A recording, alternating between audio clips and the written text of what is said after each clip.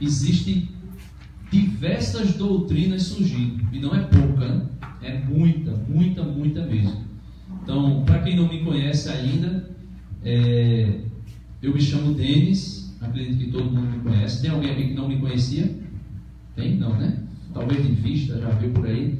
Então, eu me chamo Denis, eu faço parte de uma comunidade de aliança aqui de São Lourenço, a comunidade Sal e Luz. A gente vai estar pertinho aí dos 10 anos de fundação. O nosso fundador é Renato, não sei se vocês conhecem, Renato Freitas. E o nosso carisma é formação. É exatamente a gente como comunidade se formar a respeito da sã doutrina e também formar aqueles que estão próximos da gente a respeito da doutrina da Igreja de Cristo, tá certo? Vocês receberam uma folhinha aí, a gente vai acompanhando para que a gente possa realmente ir se debruçando sobre esse tema. Quanto tempo eu tenho? 1 hora, né? Beleza. Então, pode ficar sentado. A gente vai acompanhando essa folhinha e tem, logo em cima tem um versículo aí de uma palavra de Jesus. O que é que está escrito aí? Conhecereis a verdade e a verdade vos libertará. Pronto, a gente vai partir desta verdade para poder entender o que são essas falsas doutrinas. Sentado mesmo, do jeito que você está, não precisa se levantar, tá certo? Reza comigo assim: vinde Espírito Santo, enchei os corações dos vossos fiéis e acendei neles o fogo do vosso amor. Enviai, Senhor, o vosso Espírito e tudo será criado e renovareis a face da terra. Oremos. Ó Deus, que instruísse os corações dos vossos fiéis com a luz do Espírito Santo, fazei com que apreciemos retamente todas as coisas segundo o mesmo Espírito e gozemos sempre de sua consolação por Cristo nosso Senhor. Amém. Diga comigo: Senhor Jesus, Tu és o Senhor da minha vida, da minha história, e eu declaro com todo o meu coração que eu quero conhecer a verdade e nada mais que a verdade, porque a verdade, Senhor, não é um ponto de vista, mas é uma pessoa. Sois vós, Senhor, porque Tu mesmo dissestes: eu sou o caminho, a verdade e a vida. Obrigado, Senhor. Por isso eu te peço, abre o meu coração, a minha mente, a minha inteligência, para que eu possa compreender a Tua verdade, e envia sobre mim o Espírito da verdade, o Teu Santo Espírito. Amém, amém e amém. Amém? Tem um trechinho aí, um versículo, eu botei assim, texto base, é 2 Timóteo, capítulo 4, versículo do 1 ao 5. Vamos dar uma lida nele? 2 Timóteo,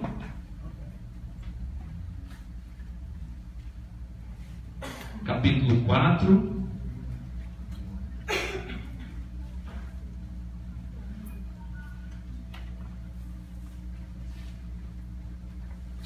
Timóteo, capítulo 4, versículo do 1 ao 5. Está escrito assim: eu te conjuro diante de Deus e de Cristo Jesus, que há de vir julgar os vivos e os mortos, pela sua aparição e por seu reino.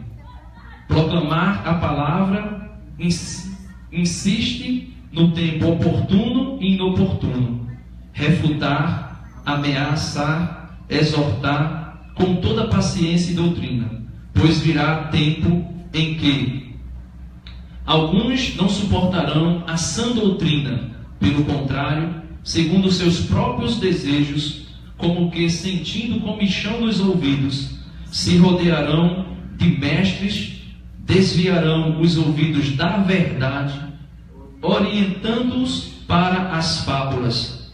Tu, porém, sê sóbrio em tudo, suporta o sofrimento, faze o trabalho de evangelista, realiza plenamente teu ministério. Palavra do Senhor.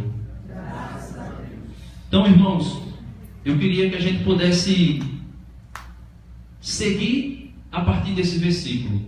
Paulo estava advertindo a Timóteo que iria chegar um tempo, e esse tempo hoje está ainda mais intensificada, que os homens não suportariam a sã doutrina. Eles tinham como que um comichão nos ouvidos, algo que ficava ali mexendo com eles para querer ouvir novidades e fábulas. E isso fez com que eles arrodeassem sobre eles mestres, falsos mestres. E eles não suportariam a sã doutrina. E Paulo diz a Timóteo: quanto a ti, permanece firme, suporta o sofrimento, faz o trabalho de evangelização, prega Jesus insistentemente, no tempo oportuno e no tempo importuno. Não para de pregar. Exatamente por quê? Porque iria surgir as falsas doutrinas.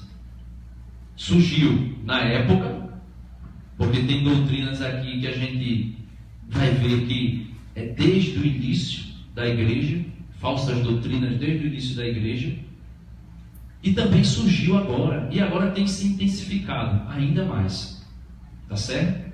Continuando aí na sua folhinha, para a gente não se perder, eu queria que a gente pudesse começar com essa primeira aí, ó, os testemunhas de Jeová.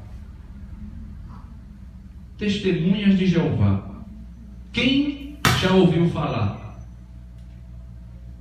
dos testemunhos de Jeová? Levanta a mão. Quem tem um amigo ou um parente que é testemunha de Jeová? Levanta a mão. Parente ou um amigo? Pronto. Então, essa religião tem por fundador Charles Taze Russell. Esse camarada aí, um nome estranho, mas esse camarada aí foi o fundador dessa seita, os Testemunhas de Jeová. E veja em que ele se baseia, veja aonde ele baseia o seu conhecimento, baseia a sua lógica para criar essa falsa doutrina. A primeira coisa que acontece com ele é o seguinte: no ano de 1874, ele calculou a volta de Jesus para o ano de 1914. 1914.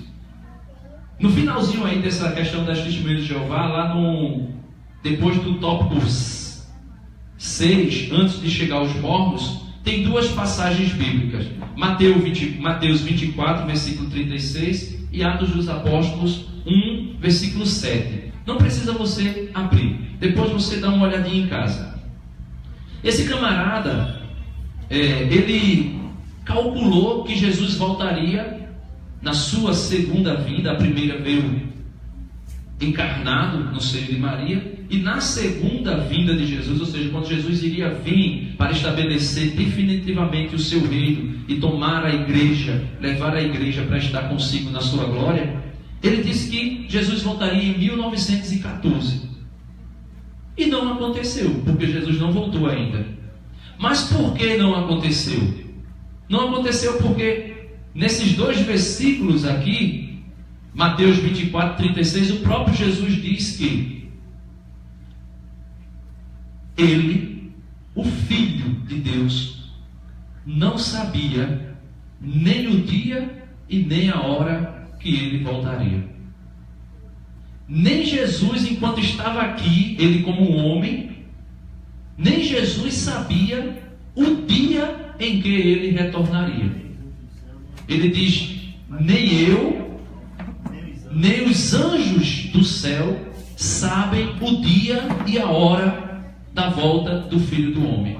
E esse Charles Taze Russell, ele fez um cálculo dizendo que Jesus voltaria em 1914.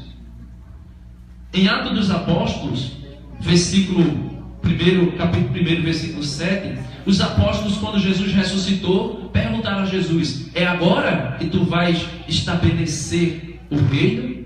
É agora que tu vais fazer com que tudo se esteja submisso diante de ti? Jesus disse: não cabe a vós conhecer o tempo. Como é que está aí, Val? Momentos e tempos e momentos que o Pai fixou com sua própria autoridade. Não cabe a vós conhecer o tempo e os momentos que o Pai fixou com sua própria autoridade. Ou seja, meus amados irmãos, isso aí é suficiente para a gente saber que essa doutrina é uma doutrina falsa. É uma doutrina que não condiz com a verdade do Evangelho. Por quê? Porque ninguém sabe o dia e a hora que Jesus voltará. Ninguém sabe. O próprio Jesus disse, contando aquela parábola das 10 virgens, né? Vocês lembram da parábola das 10 virgens? 10 prudentes e 10 imprudentes.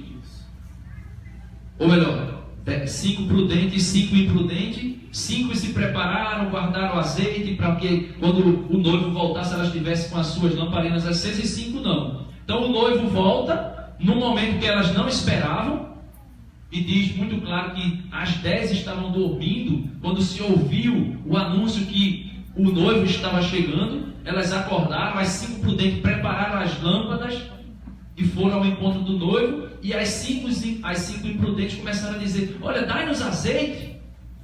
E elas disseram: não, o azeite que temos talvez não dê para nós e para vós. E de comprar. E elas foram comprar azeite, o noivo chegou, entraram com o noivo, as 5 prudentes gozaram da núpcia com o noivo, enquanto as outras chegaram depois e começaram a bater na porta, querendo entrar. E Jesus disse: eu não conheço vocês. Então, chegou no momento inoportuno. E o próprio Jesus disse que a volta do Filho do Homem será como um ladrão de noite. Ele diz que se alguém soubesse a hora que o ladrão ia chegar, se preparava. Então ele diz: vocês não sabem a hora que o ladrão vai chegar, então ficai de vigilância, porque o Filho do Homem surgirá no céu como um relâmpago, que sai do Oriente e se mostra no Ocidente. Então aqui já derruba tudo a respeito da testemunha de Jeová. A gente já vê que é uma doutrina falsa e que tem se propagado, né? Em todo cantinho agora tem alguém com uma estantezinha de livro por aí, vocês já viram? Nas paradas, em todo canto, está ali anunciando o reino de Jeová, né? E também Jeová, essa palavra Jeová é uma tradução errada da palavra Iavé, que é o nome de Deus, e eles misturaram 2 nomes e acabaram tirando dos 2 nomes, né, de Deus, Iavé e, se eu não me engano, é El Shaddai ou Elohim, alguma coisa assim, e acabou saindo Jeová, uma tradução errada de Javé, no português Javé, né? Então também aí a gente já vê que está errado. E tem 5 pontos assim que eu peguei da doutrina deles, que é de extrema importância para a gente entender um pouquinho mais quem eles são. O primeiro ponto aí é: se considera a única religião. Eles se consideram a única religião, ou seja, querem assumir o papel que é da Igreja Católica, a única igreja de Cristo. Eles querem usurpar aquilo que é da Igreja Católica, a única esposa de Cristo, porque Jesus diz que é o noivo, e o noivo só pode ter uma esposa, né? Não pode ter várias. Então esse negócio de várias igrejas aí a gente já vê que é desmantelo, é coisa errada. Por eles se considerarem a verdadeira religião e a única, eles não admitem de maneira nenhuma, principalmente a Igreja Católica e os protestantes. Eles não admitem de jeito nenhum, certo? Número 2, não creem na Trindade e dizem que o nome de Deus é Jeová. Isso aqui eu já tinha falado do nome, né? E eles não creem na Trindade. Eles não acreditam na Santíssima Trindade. Eles dizem que Deus é um só, e de fato Deus é um só, mas que não é 3 pessoas. eles não acreditam na pessoa do Pai, ou melhor, na pessoa do Filho e na pessoa do Espírito Santo.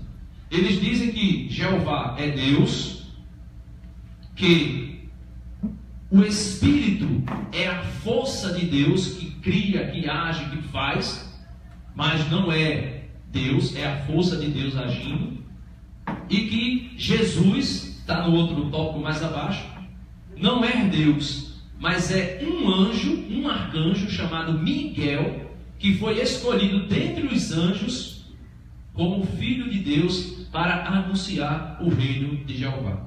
Então veja aí que heresia, né? A gente está no 3, né? Pronto, ó, Jesus é o arcanjo Miguel, a primeira criatura de Jeová, usado para criar tudo, né? E não se presta adoração a Jesus. Não tem Jesus como Salvador, no sentido de que Ele é Deus, certo? O número 4, não crê na imortalidade da alma e diz que a morte é o aniquilamento do homem e foi o diabo que ensinou a imortalidade da alma. Olha só, que coisa tremenda. Isso é terrível. Eles dizem que esse ensinamento da imortalidade da alma, Satanás colocou lá em Adão e Eva.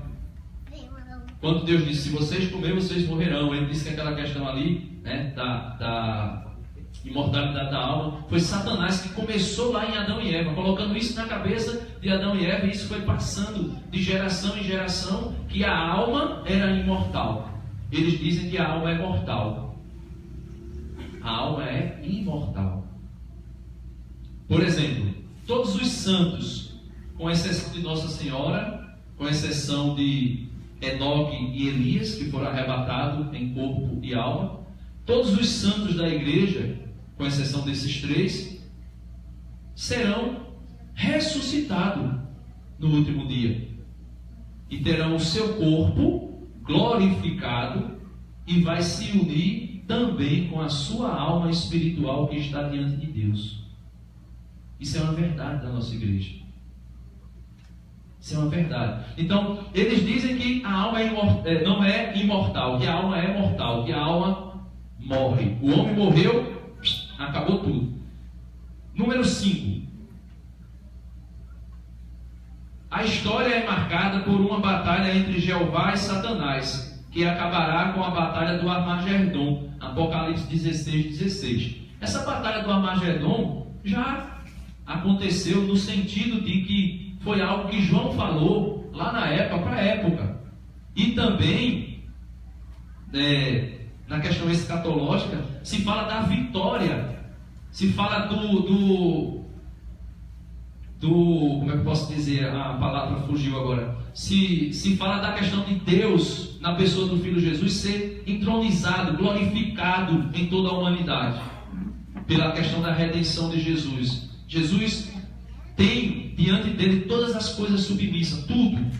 Ele faz descer do trono os poderosos e eleva os humildes. Então, isso aqui não é uma batalha como eles relatam. Eles relatam que existe uma batalha que está acontecendo entre Deus e Satanás, como se Satanás, para quem viu as heresias, que acho que foi Ender que falou, se eu não me engano é os cátaros, né, que fala de um Deus mau que criou as coisas físicas e um Deus espiritual que criou as coisas espirituais, e eles estão sempre em contenda, batalhando, e que esses deuses eles têm mesmo poder, né?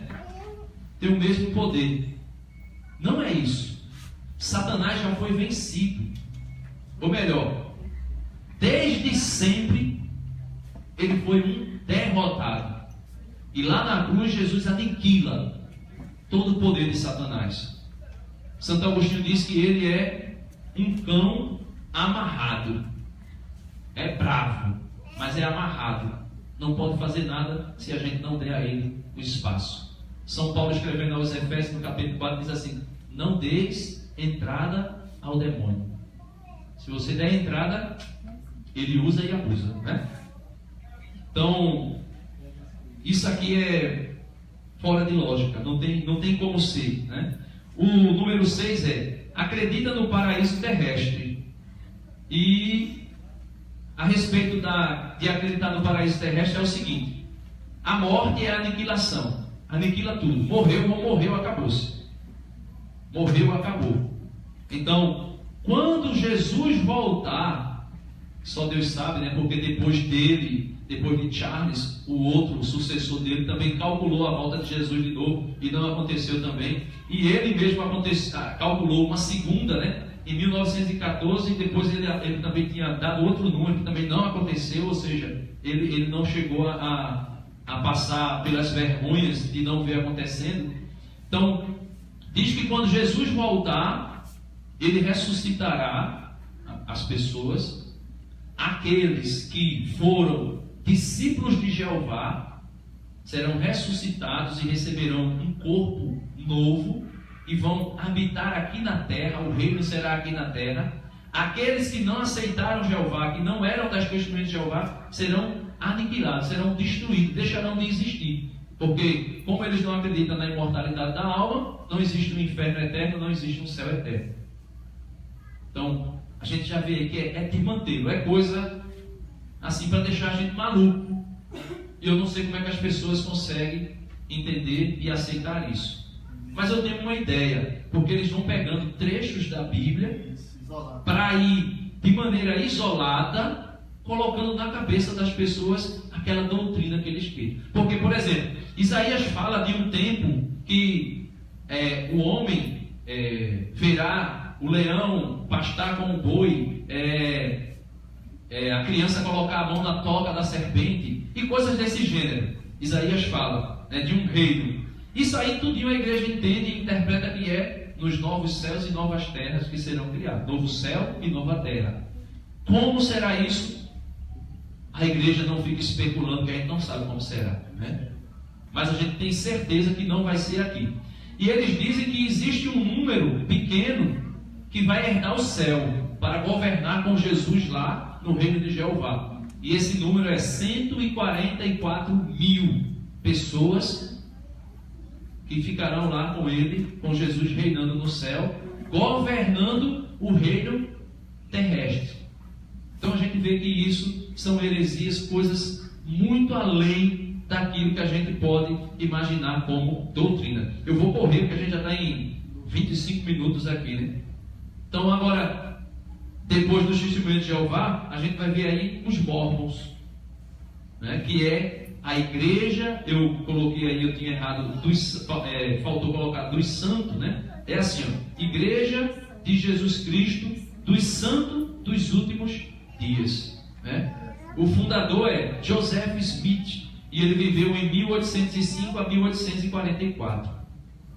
Ele foi o fundador dessa igreja, aí no ano de 1830 ele começa a escrever, a traduzir o livro que ele recebe de uma visão de Moroni. Eu tinha colocado aí de um anjo, mas foi porque eu estava pensando em uma passagem que Jesus falava, que é essa passagem que está embaixo aqui, né? Gálatas 1, do 1 ao 6, ou melhor, do 6 ao 9. Jesus diz assim, pela boca de São Paulo: nós anunciamos para vocês o Cristo, Jesus crucificado. Esse é o evangelho que nós vos anunciamos. Ainda que do meio de nós, ou que um anjo descido do céu venha anunciar para vocês um evangelho que não é esse que nós anunciamos, esse evangelho seja anátema, ou seja maldito.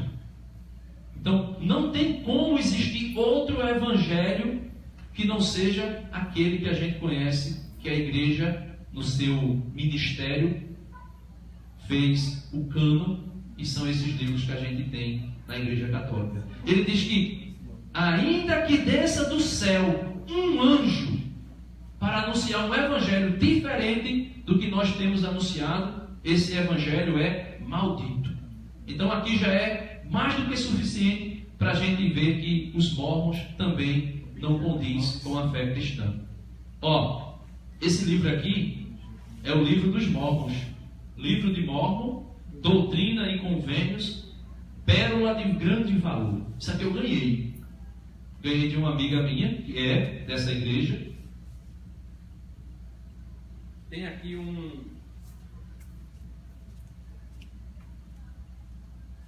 uma maneira que ela diz que a gente tem que fazer antes de ler esse livro. Tem um passo a passo para fazer uma oração antes de ler o livro. A oração ela diz que tem que ser feito ao Pai Celeste, aí agradecer a Ele pela graça de ter recebido o livro, e pedir que Ele revele se é verdadeiro o livro ou não. Isso tudo em nome de Jesus. E isso aqui está em um trecho do livro de Mórmon, chamado o livro de Moroni, que é a pessoa que revelou a Joseph Smith a questão do livro. É o versículo 3 do capítulo 10, do 3 ao 5, que diz assim: eis que desejo exortar-vos quando lerdes estas coisas, caso Deus julgue prudente que as leias, a vós lembrardes que quão misterioso tem sido o Senhor para com os filhos dos homens, desde a criação de Adão até a hora em que receberdes estas coisas, e a meditardes sobre isto em vosso coração. E quando receberdes estas coisas, eu vos exorto a perguntardes a Deus, o Pai eterno, em nome de Cristo, se estas coisas não são verdadeiras. E se perguntardes com um coração sincero e com real intenção, tendo fé em Cristo, Ele vos manifestará a verdade delas pelo poder do Espírito Santo. Olha aí, você pega o livro, esse livrinho aqui, e vai fazer essa oraçãozinha, lendo esse versículo, e pedir que Deus, em nome de Jesus, pelo Espírito Santo, revele para você se esse livro é verdadeiro ou não. Tem muita gente dentro dessa igreja, então tem muita gente que fez essa oração e entendeu que esse livro é verdade, se tratando de doutrina. Aí eu pergunto a você, é verdade? Não tem como ser verdade. Sabe por quê, gente? Porque esse livro aqui não é compatível com a Bíblia. E o apóstolo Paulo disse: se vier um anjo do céu, ou qualquer um dos apóstolos, anunciar um evangelho que não é o que a gente anunciou, esse evangelho é maldito, seja anátema. Só para vocês entenderem, esse Joseph Smith, ele estava no quarto dele. Eu tinha colocado a palavra anjo aí, mas não foi anjo, foi esse Moroni, certo? Joseph Smith estava no quarto dele. De repente o quarto dele foi tomado por um ser que estava com uma túnica que deixava os braços um pouco desnudo, o peito um pouco também desnudo, e as pernas assim do tornozelo para baixo um pouco desnudo. E ele disse que aquele ser começou a ficar iluminado, e todo o quarto foi iluminado. E esse ser ressurreto, né? Esse ser ressuscitado, porque Moroni foi um filho de Mormon, que foi um rei que migrou para as Américas na época em que Israel estava sendo combatida e guerreada. Então, quando estava tendo aqueles conflitos, aquelas guerras lá em Israel, lá no início de tudo, no tempo dos patriarcas, no tempo que os reis governavam, eles migraram para a América. Como foi isso, eu não sei, né? E migrando para a América, se estabeleceu aqui 3 povos: os Efenitas, os Lamanitas e eu não vou lembrar agora o terceiro não. Um terceiro que foi daquele meio. Vocês lembram daquela passagem de Gênesis capítulo 11 que fala da Torre de Babel? Que eles disseram: vamos construir uma torre para chegar até o céu. E ali Deus foi, desceu, confundiu a língua deles, eles começaram a se dispersar pela terra. O terceiro povo é dessa tribo, desse povo que estava construindo as torres e que se dispersaram. Então, vieram para cá, para as Américas, teve muita briga, muita luta, muita contenda, e Mormon escreveu os livros, esse livro de Mormon, algumas tábuas de metal, escreveu em tábuas de metal, aquilo que Nefete tinha escrito já lá no início do povo de Israel. Aí ele vai e escreve. E Joseph Smith recebeu o filho de Mormon ressurreto, que desceu do céu. Ele diz que ele desceu do céu 3 vezes para falar para Joseph Smith aonde estavam escondidas essas tábuas, aonde estava escrito isso, como ele deveria encontrar, e que quando ele encontrasse, ele ia ver também dentro do local onde ele encontrasse as tábuas, 2 pedras preciosas que ia servir como quiocos para que ele pudesse entender e interpretar aquilo que estava escrito, para poder traduzir. E Joseph Smith foi e traduziu e deu nisso aqui. E lembrando, ele diz que quando Jesus ressuscitou, Jesus veio de lá. Jesus, quando ressuscitou, os apóstolos apareceu a Maria Madalena, e Jesus disse o que é Maria Madalena? Olha, diga para os meus irmãos que vá para Jerusalém, porque eu vou aparecer, vou me encontrar com ele lá, né? Então isso aí foi o que Jesus disse. Todas as aparições de Jesus se deu lá. Ele disse que no mesmo tempo, no mesmo período que Jesus aparecia lá, também Jesus veio aqui na América e apareceu a esse homem, né? Esse tal de Mormon, né? Aos seus descendentes. Então é muita coisa, é complicado. Quando eu peguei o livro, eu disse, eu vou dar uma olhadinha para quando eu comecei a ler, eu disse, meu Deus, eu não quero endoidar, eu não quero confundir minha cabeça, eu não quero ficar pensando coisas que não têm lógica, porque a gente vê que é incompatível. E muitos dos livros, muitas partes do livro de Mormon são reescrições dos evangelhos. Porque como Jesus, e ele disse que Jesus apareceu junto com os 12. Acho que Matias, né? Talvez não seja mais Judas, Judas era traidor. Acho que Matias depois. Jesus apareceu junto com os 12 e tudo aquilo que Jesus fez de milagre, de ensinamento, Jesus foi e anunciou para eles. Se você for ler isso aqui, você vai ver que tem o Sermão da Montanha, em outras palavras, Jesus falando das bem-aventuranças. Você vai ver que tem Jesus falando dos milagres. Tem um monte de coisas que são paralelas àquilo que Jesus, porque ele diz que Jesus apareceu a esses povos que estavam aqui na América Latina e falou para eles daquilo que foi a missão de Jesus aqui na Terra, dos ensinamentos de tudo. E este livro é um evangelho, e ele diz ainda mais que esse aqui é o verdadeiro manuscrito, junto com a Bíblia, para que a igreja de Jesus Cristo, dos santos, dos últimos dias, possam viver, anunciar e estabelecer o reino de Deus, que é a própria igreja de Mormon. Eles dizem que a igreja de Mormon é o reino de Jesus estabelecido já na terra. Já se iniciou. Então, se você não faz parte dos Mormons, você não faz parte do reino de Deus.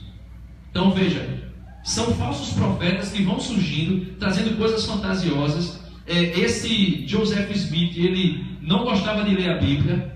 Ele era preguiçoso para ler a Bíblia. Ele gostava de contar histórias fabulosas. Então mistura uma coisa com a outra, né? E você vai vendo que ele vai pegando trechos da Bíblia. Ou seja, pega a Bíblia e interpreta mal. Continuando, tem aí as religiões orientais. Basicamente se crê em 2 doutrinas, das quais se origina as demais. O primeiro, panteísmo. Tudo é divindade e vice-versa. O segundo, reencarnacionismo. O homem mesmo se salva com reencarnações. Isso aqui, as doutrinas orientais, que são divididas aqui elas em 4 grandes, né? O hinduísmo, que se divide em yoga, Hare Krishna, budismo e as meditações transcendentais. Daí surgem todas as outras que daqui a pouco a gente começa a falar delas. Então, essas religiões orientais, elas são antigas. Algumas muito antes de Jesus vir, muito antes de Jesus estar aqui.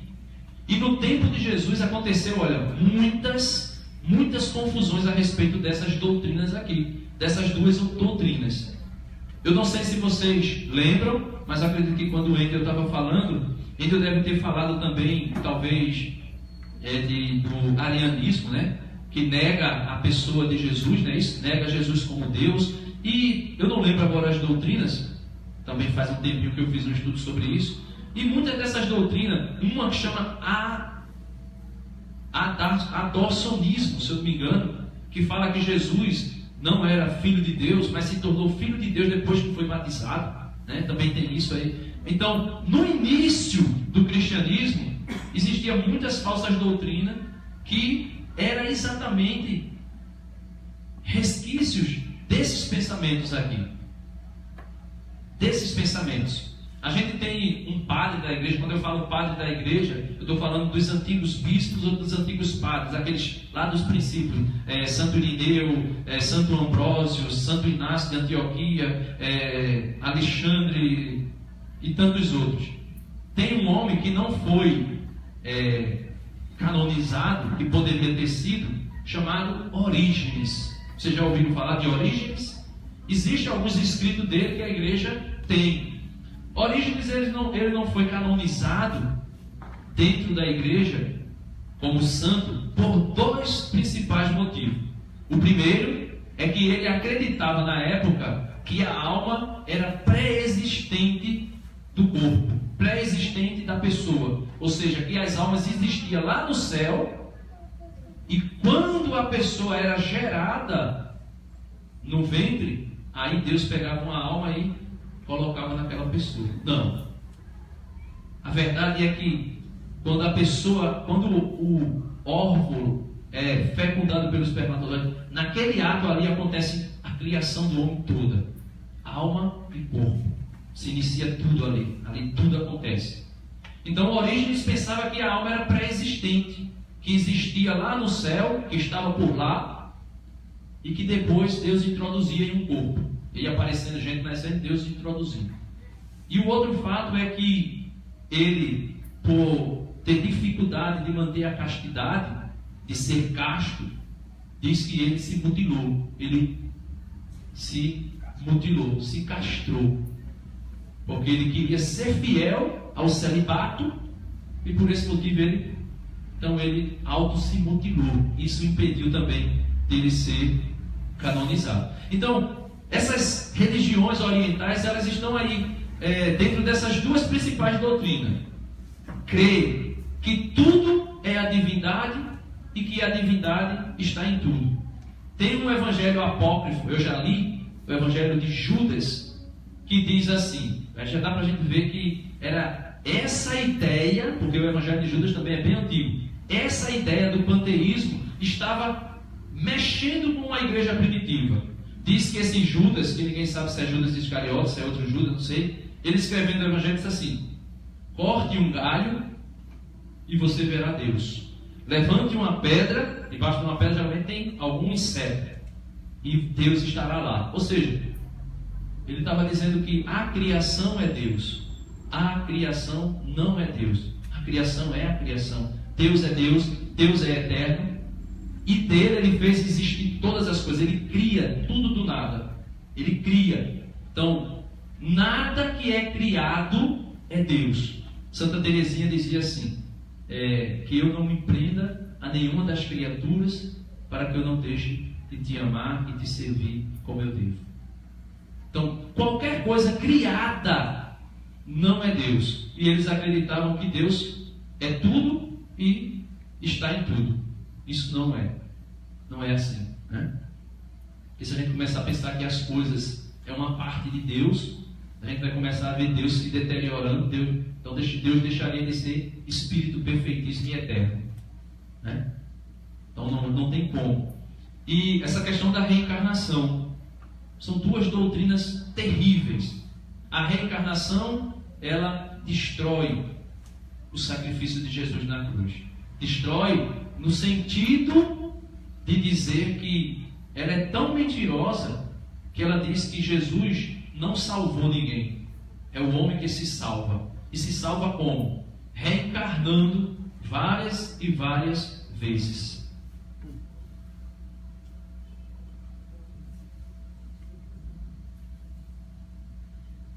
Então a gente vai vendo que, infelizmente, são doutrinas que vai surgindo e que já faz tempo, viu? Como é que se chama? Allan Kardec, né? Foi quem organizou toda a doutrina espírita, mas não foi ele que criou, que fundou essa doutrina, não foi ele que fundou o espiritismo, mas ele organizou a doutrina e tem se infundido. O Brasil está empestado. O Brasil está empestado. Empestado de espíritas. Isso subdividido aqui, ó. São elas e as mais conhecidas, aí ela aqui na parte aqui das hinduísmo, que se dividiu na yoga, Hare Krishna, budismo e as meditações transcendentais. Aí ele vem espiritismo, os mortos nos fala, é outra religião, a Umbanda, a Legião da Boa Vontade, que liga para a gente pedir dinheiro para as criancinhas, também, né? Esse, eu não coloquei aí, mas Aurizo Zaru, né? Em 1940 a 1947 foi o tempo que ele viveu, e quem herdou, né? Quem herdou a sua doutrina foi o seu secretário Paiva Neto, né? Depois vem o Vá do Amanhecer, o Santo Daime, que é uma bebida, um chá alucinógeno de 2 ervas, que dá a sensação de paz, de saúde e felicidade. A Nova Era, que também é uma religião, baseada nos seus símbolos. Quem lembra aí, por exemplo, agora no Carnaval, qual foi o maior símbolo do Carnaval? O unicórnio. Isso é um símbolo da Nova Era. Eu não lembro agora o que ele significa, né? Eu acabei não me dando conta para ver. Mas, por exemplo, símbolos da Nova Era. A borboleta é um símbolo da Nova Era. Que você não é uma coisa só. Você pode se chama? Se metamorfosear, tomar uma forma diferente, mudar de forma. Isso é um símbolo da Nova Era. Você é homem, você pode ser mulher.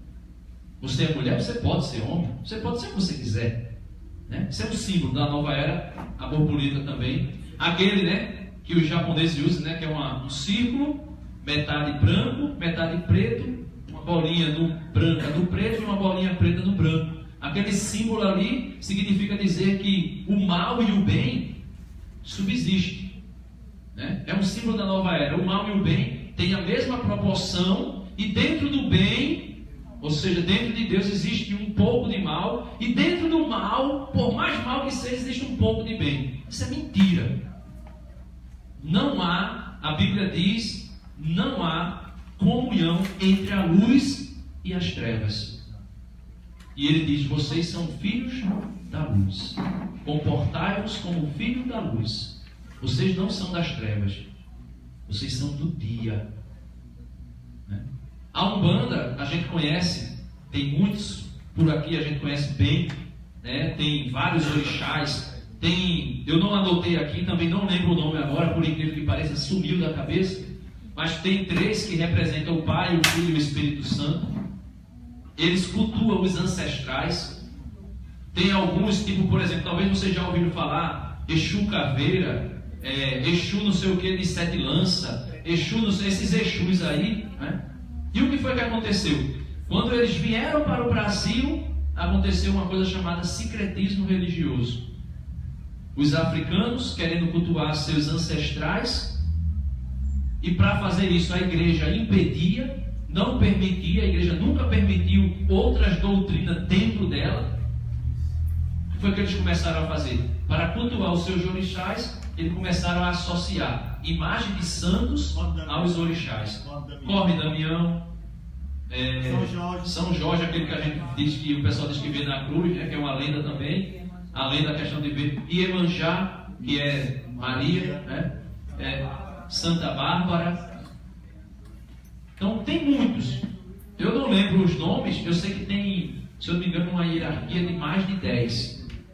Então aí eles fizeram isso. Por exemplo, a igreja estava lá, aí eles estavam cultuando seus orixás lá. Quando a igreja chegava, tinha uma imagem de Nossa Senhora.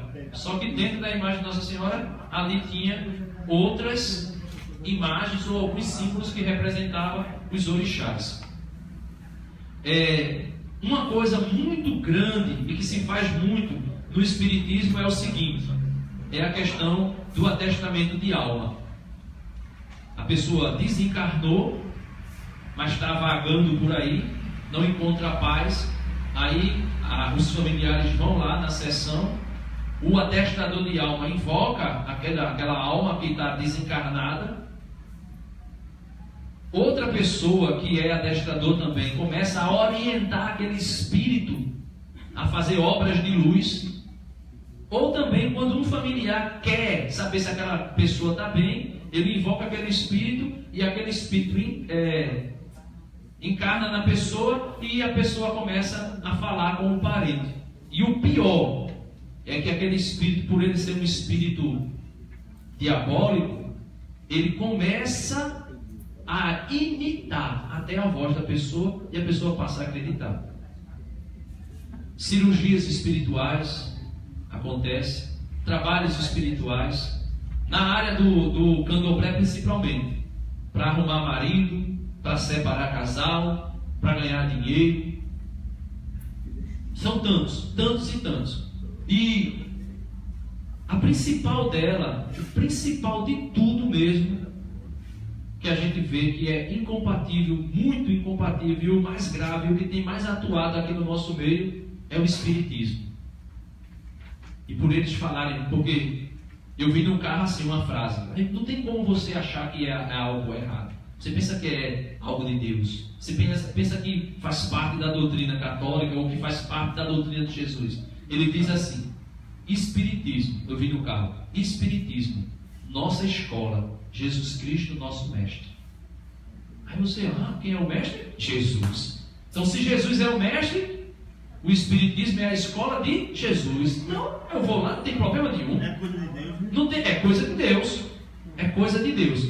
Para encerrar, gente, tem lá embaixo, né, debaixo dessas novas religiões, tem uma passagem bíblica. Eu queria que vocês pegassem comigo aí.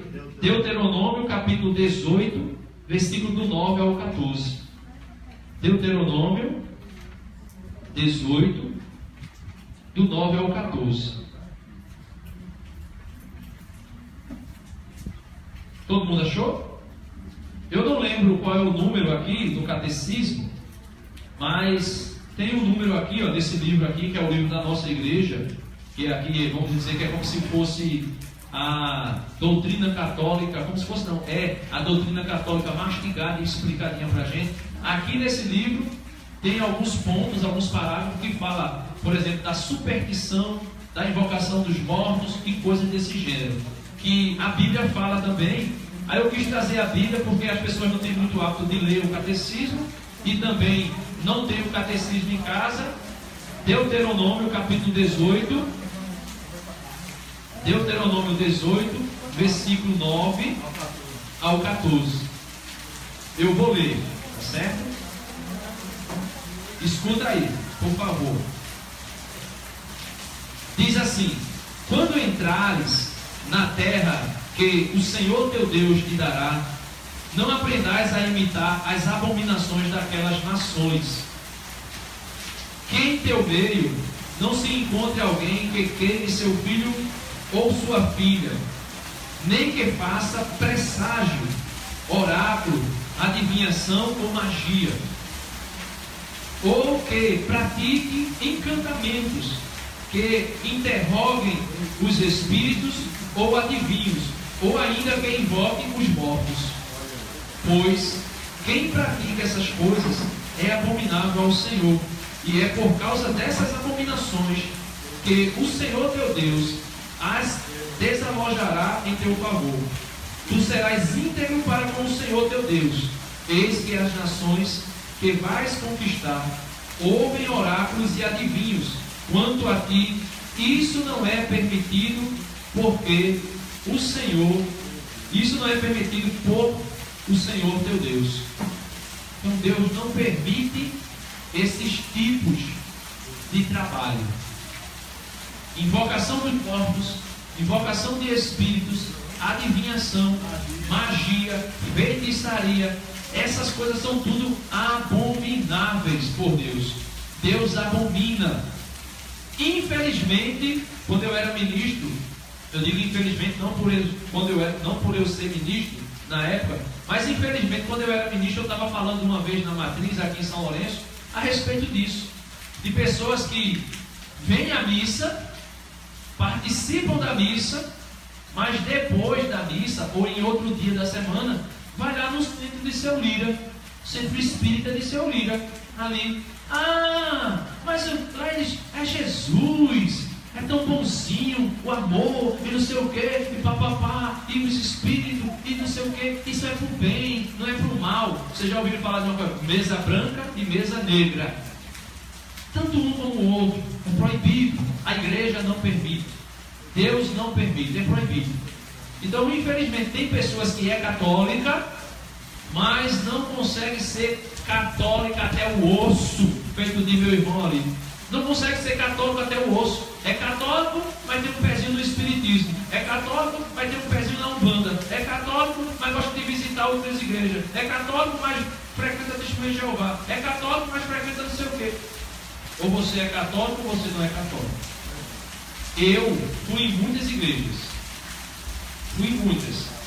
Mas depois que eu percebi que a igreja de Jesus é a igreja católica, eu não vou mais. Não vou. Não vou porque não tem motivo. Se eu for, eu vou só para escutar falando mal da minha igreja, falando mal da igreja de Jesus. Então eu não vou. Depois dessas religiões orientais, vem também aí os protestantes, de modo geral, né? Aí vem os luteranos, os calvinistas, os batistas, os adventistas do sétimo dia e os pentecostais, que são os piores no sentido do que a gente tem vindo aí acontecer.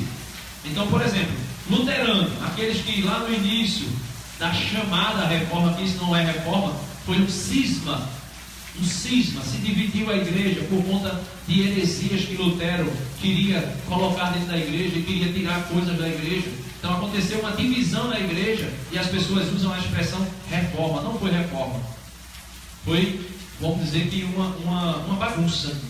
Foi uma bagunça, mas a igreja depois se restabeleceu no sentido de impor e mostrar a verdadeira fé. Então, tem os luteranos que seguem a doutrina de Lutero, depois vem os calvinistas, e os calvinistas são um dos piores. Vocês lembram que esse ano o Papa Francisco canonizou os mártires daqui do Rio Grande do Norte, não foi? Canonizou os mártires. Vocês sabem quem matou? 150 mártires que foram mortos dentro da igreja. Um que levou uma punhalada e foi tirado o coração dele pelas costas aqui dentro da igreja. Foram os calvinistas, os holandeses, que vieram para cá.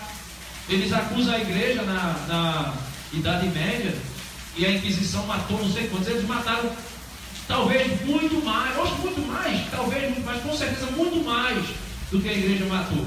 Eles mataram muita gente aqui no Brasil. Vieram para cá 5 mil jesuítas, 5 mil padres jesuítas. Depois que eles começaram a invadir aqui, se multiplicou, ficou 500 vivos. Eles saíram matando todos os calvinistas. E os calvinistas têm 5 pontos, eu vou falar de 2 que é terrível. O primeiro é que o homem, depois que Adão e Eva pecou, o homem sofreu a chamada depravação total. Ou seja, não existe nada no homem que preste. Nada no homem, nada. Se o homem fizer alguma coisa boa, foi Deus que fez. A gente sabe que Deus é quem age no homem. Mas ele assim, no sentido de dizer que o ser humano em si, depois que Adão e Eva pecou, não serve para nada. Para nada. E isso é mentira. A igreja não aceita isso, é mentira. Depois do pecado de Adão e Eva, nós fomos afetados. Mas nós temos consciência, razão, inteligência. E é por isso que Deus diz: amarás o Senhor teu Deus de todo o teu coração, de toda a tua alma, de toda a tua inteligência, de toda a tua razão, de todo... porque nós temos isso. Aí eles falam também nesses 5 pontos que se perdeu o livre-arbítrio, o homem não tem mais arbítrio. E a pior de todas elas é a predestinação. Só será salvo aqueles que aqueles que Deus predestinou em Jesus antes da fundação do mundo. Por exemplo, vamos supor que vocês aqui, todos, as pessoas que existem no mundo, Deus predestinou somente eles aqui para serem salvos, esses 5, e consequentemente, porque eles foram predestinados para a salvação, que será um pouco, bem pouco mesmo, os outros foram predestinados ao inferno. E eles dizem que esses aqui, porque foram predestinados, aceitarão o Senhor de todo jeito. E aqui, por não ter sido predestinado para ser salvo, pode fazer das tripas coração, mas nunca vai aceitar Jesus, porque eles dizem aquilo que está lá em Romanos, capítulo, se eu não me engano, é o 8, que diz assim: existem vasos que foram criados para honra e vasos que foram criados para desonra. Ou seja, aqueles que foram criados para honra são aqueles que foram predestinados para a salvação. Aqueles que foram criados para desonra são aqueles que foram criados para a condenação. E eles dizem que por o homem não ter mais livre-arbítrio, isso tudo que eu estou falando aqui já tinha sido predestinado, já tinha sido ordenado, já tinha sido decretado por Deus. Inclusive esse gesto que eu faço aqui, ó, eu só faço porque Deus lá na eternidade já tinha determinado que nesse dia, nessa hora, nesse momento eu ia fazer isso aqui. Senão, do contrário, eu não faria. Então são heresias terríveis. E o pior, essas igrejas todas por aí não conhecem as suas doutrinas, porque essas heresias de Calvino estão dentro das igrejas batistas, das igrejas anglicanas, das igrejas presbiterianas e tantas outras. Alguns batistas, né, que tem alguns que não aceitam isso. E aí a gente vai vendo. Uma coisa para encerrar completamente, eu queria dizer para você uma frase. Tem muita gente que diz assim: fulano, vamos visitar minha igreja? Aí você diz: não, rapaz, não sei o que, porque eu sou católico. Aí a pessoa faz assim: o Deus é o mesmo. Já ouviram essa frase? O Deus é o mesmo. Ah, é o mesmo Deus. E tem pessoa católica que tem a coragem de dizer que o nosso Deus é o mesmo dessas religiões. Porque fala no nome de Jesus, porque fala na Trindade, porque fala nisso ou naquilo. Eu digo e garanto a você, com toda a convicção do meu coração, não é o mesmo Deus. Não é. Porque senão Deus seria esquizofrênico. Deus seria alguém que falaria uma coisa e faria diferente. Não é. Por exemplo, o meu Deus diz: não matarás. O Deus de Edir Macedo diz que você pode fazer o aborto. Eu vi uma palestra de Edir Macedo e eu tive a coragem, o despautério de assistir 1 hora e 15 minutos de uma palestra de Edir Macedo, ele usando versículos bíblicos para defender o aborto. Então, o Deus de Edir Macedo não é o meu Deus. Não é o meu Deus. O Deus de Cila Malafaia não é o meu Deus. Pode ter um nome parecido ou podem usar até o mesmo nome, mas não é o meu Deus. Não é. Eu digo isso com convicção, tá certo? Não é o meu Deus, não é o seu Deus. E a gente tem que parar com essa bobagem. Porque se você chegar para alguém e disser que é católico, a casa cai sobre você. Mas quando ele é evangélico, é evangélico, é o mesmo Deus. Não é o mesmo Deus. Se fosse o mesmo Deus, ele não faria de tudo para você sair da igreja para ir para a igreja deles. Ele não faria de tudo, eles fazem da tripa coração para você sair da sua igreja e ir para a igreja dele. Não é o mesmo Deus. Ele não vem. Ele não vem e ainda diz que não vem porque a nossa igreja é maldita, porque um salmo diz assim: é maldito até o teto que cobre as imagens de ídolo. Aí eles começam a dizer que as nossas imagens são as imagens de ídolo.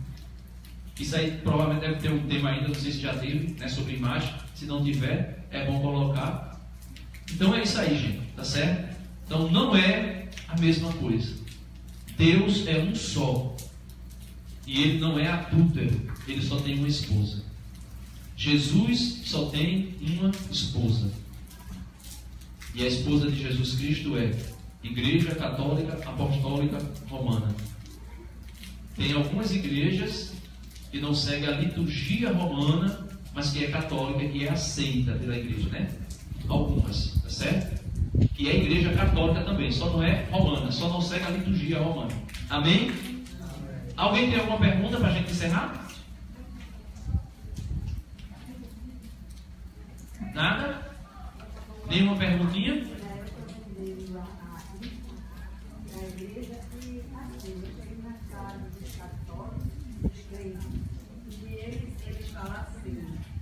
Eu digo: você é crente, aceita a palavra de Deus. Ele faz assim. Eu digo: olha, o que importa não é a religião, é o Deus é o bicho. Quer dizer que eu falei errado? Infelizmente, falou errado, porque